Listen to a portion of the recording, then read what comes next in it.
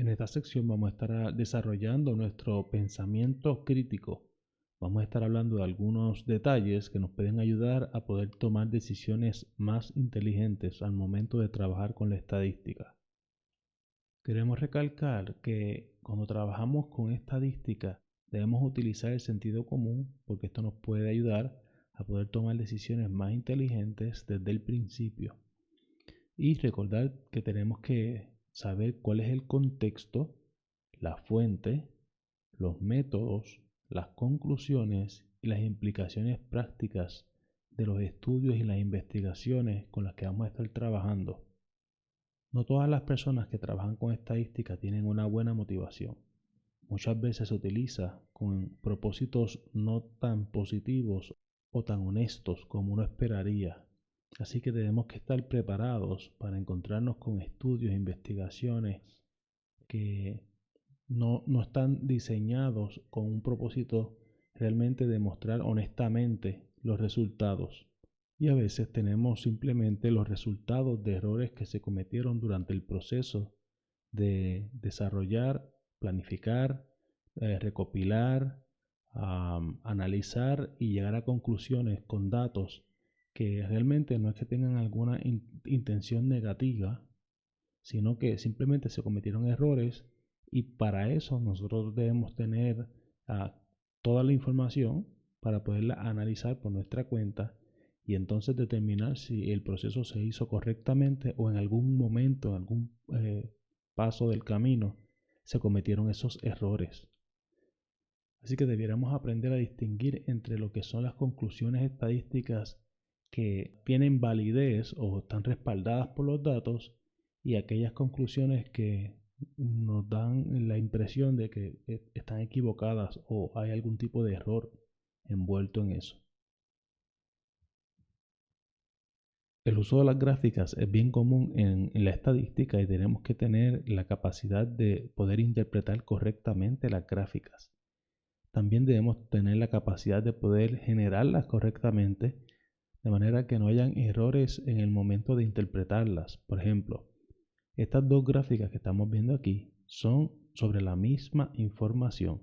La diferencia es que en la gráfica A comenzamos con el 0 y podemos ver que la diferencia entre el ingreso personal per cápita entre California y Nevada es como cerca de unos $3,000. Cerca de unos $3,000.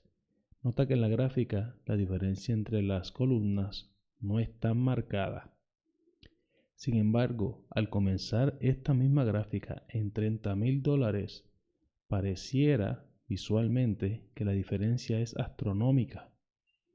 Así que nosotros podemos accidentalmente dar una impresión equivocada. Espero, ¿verdad?, que sea accidentalmente por error. Sin embargo, esto puede utilizarse como una técnica de convencimiento en la que nos estarían mintiendo y si no estamos pendientes a detalles como este, podríamos aceptar la información que se nos está dando como correcta cuando realmente no lo es. Así que debemos estar bien pendientes a todos los detalles de la gráfica para poder interpretarla correctamente y también para poder estar alerta de que no nos estén engañando con la data. Aquí podemos observar otro ejemplo en el que la selección de gráfica puede hacer una gran diferencia en la forma en que se interpretan los datos. Por ejemplo, aquí tenemos una gráfica de columnas en la que se nos está mostrando el consumo diario de crudo en millones de barriles. La diferencia entre Estados Unidos y Japón es básicamente cerca de 4 veces, 3 veces y un poquito más, hacia los 20 millones de barriles. Sin embargo, al escoger una gráfica cilíndrica, la diferencia realmente es de más de 3 veces, pero una diferencia enorme. Así que los datos son los mismos, pero el dibujo nos hace pensar que el consumo del crudo por parte de Estados Unidos es una inmensa cantidad de veces mayor que el de Japón, cuando realmente es apenas cerca de 4 veces. Así que Debemos estar pendientes al momento de nosotros realizar las gráficas, que sean gráficas adecuadas para los datos y que no vayan a confundir al lector, al que vaya a ver nuestros datos, nuestros resultados, no se confunda debido a la selección de la gráfica. En términos generales, se trata de evitar utilizar este tipo de gráficas, ya que su representación visual no es tan fidedigna, no es tan real comparada con lo que queremos mostrar. Igual que lo que mencioné anteriormente, nosotros tenemos propósitos honestos, ¿verdad? Al utilizar las gráficas para mostrar los datos, debemos también estar alerta de que no estén utilizando gráficas como estas para convencernos de cosas que realmente no son correctas.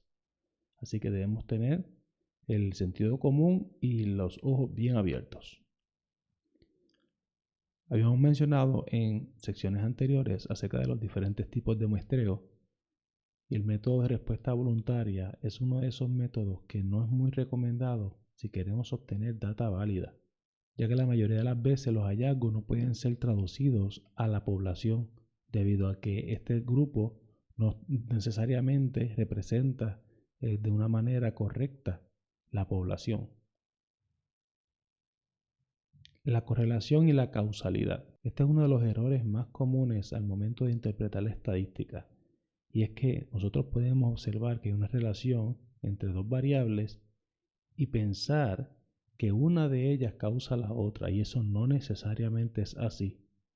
Es uno de los métodos más utilizados para convencernos de cosas que están tal vez relacionadas, pero que no, una de ellas no es causa de la otra.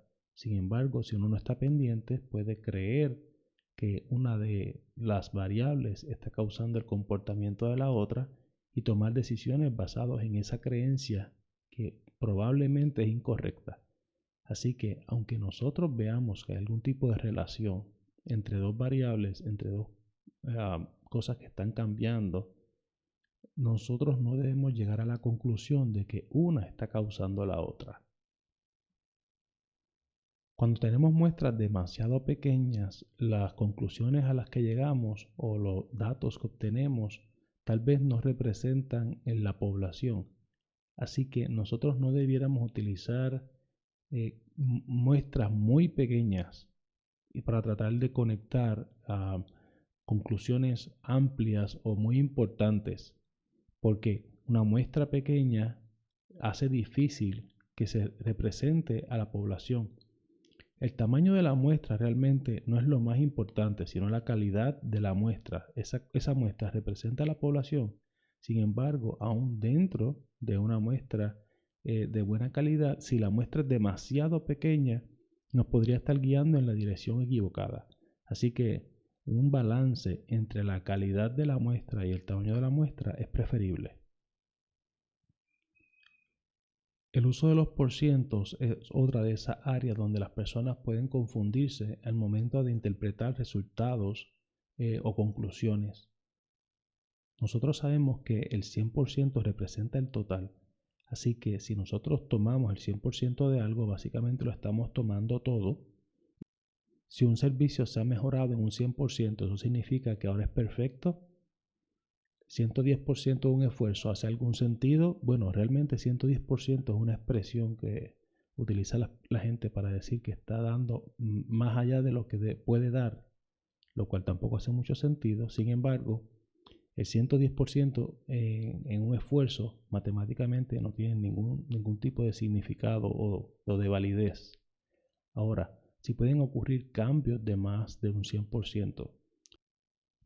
Así que debemos estar bien pendientes de cuál es el contexto de lo que se está diciendo para que no caigamos en errores, y también nosotros al momento de expresar conclusiones debemos estar bien claros en lo que queremos expresar y utilizar las palabras correctas para expresarlo. Al momento de hacer preguntas para encuestas o para sondeos, debemos tener mucho cuidado en la forma en que se hacen esas preguntas. La pregunta no debiera estar cargada, eso significa que no debiéramos estar forzando una respuesta dentro de la pregunta. Y debemos estar pendientes cuando nosotros somos los que estamos recibiendo el cuestionario de observar las preguntas y darnos cuenta si están tratando de guiar nuestra respuesta.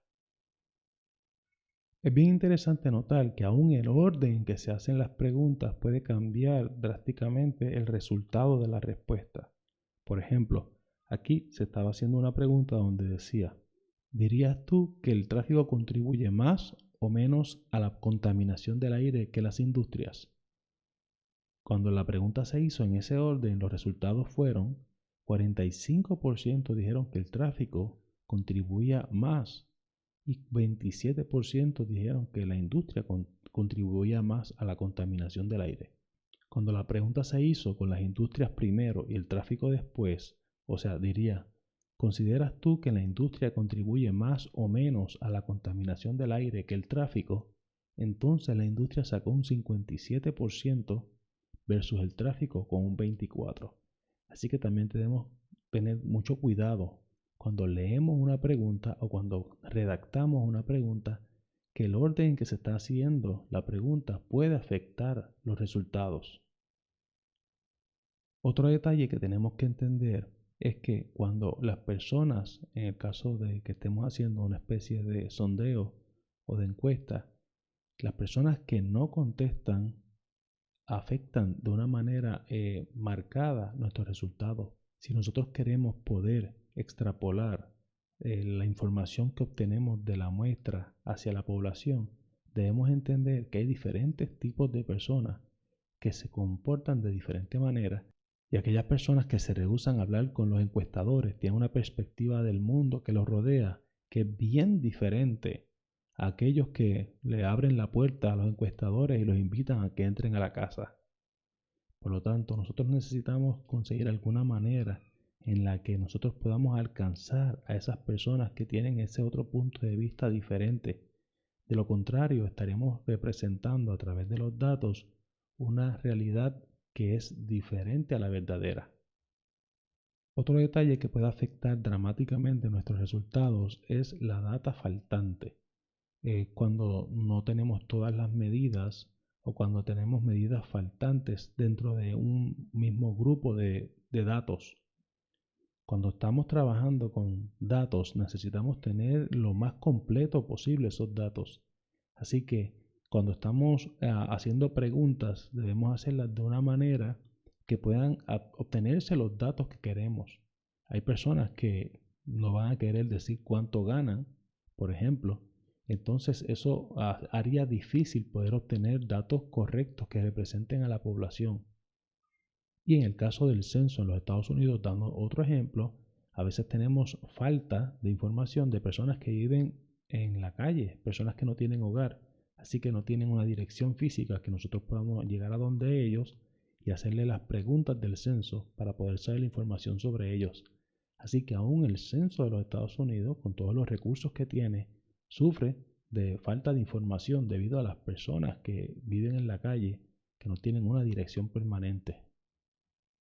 Los estudios de interés personal son ese tipo de estudios en el que la persona que está llevando a cabo o está promoviendo el estudio tiene algún tipo de interés en los resultados.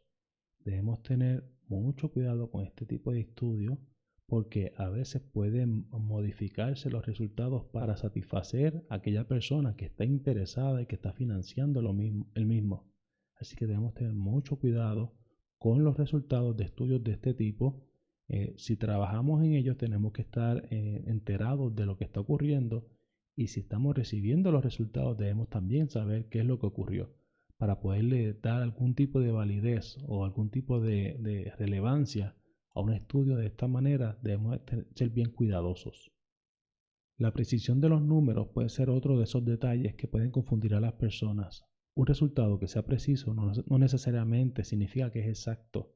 Y ya que un resultado preciso puede ser un estimado, debiera representarse de esa manera, debiera decirse claramente que es un estimado, para que las personas no malinterpreten y piensen que ese es el resultado exacto de algún tipo de cálculo dentro de una conclusión. Algunos estudios, como hemos mencionado, o encuestas o investigaciones, pueden ser distorsionadas a propósito. Y esta distorsión puede ocurrir en cualquiera de los pasos del proceso estadístico. Así que debemos tener mucho cuidado, nuevamente, preferiblemente tener los datos reales, los datos originales y estar bien pendiente de las intenciones de la persona al realizar investigaciones y estudios. ¿Cuál es su intención? ¿Cuál es su motivación? ¿Hay algún tipo de beneficio económico para alguna de las partes? ¿Hay algún interés de obtener unos resultados particulares o realmente están buscando la verdad? Todas estas cosas debemos preguntárnoslas al momento de nosotros hacer estudios o al recibir resultados de estudios e investigaciones.